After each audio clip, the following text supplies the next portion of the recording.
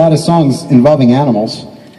And this next one, I was in Romania traveling during the same trip this past summer, and I was searching for the gypsies to find out about the gypsy music, of how this fluttering, fast gypsy music. I wanted to learn the fine details of this music. So I wanted to find the gypsies to learn this music from. I found the gypsies, but I didn't find the gypsy musicians. I'm thinking the gypsies were holding out on me. They're like, we're not showing this American fool our music. So anyways, in my sadness, I went out into a field behind some gypsy wagons and started to compose. And the birds wouldn't shut up. They were so loud in the trees. I'm like, shut up! But they wouldn't. They're just really loud. So I just kept composing, and it ended up sounding like the birds. And then I realized that's kind of what the gypsy music sounds like. So, you see what I'm saying there? I went straight to the source. Even this American fool stole our music from the birds like we did.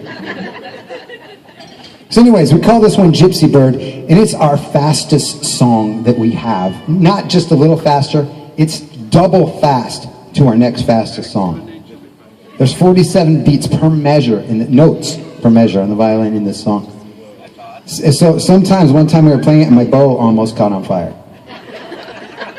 So hopefully that doesn't happen tonight. Anyways, here we go.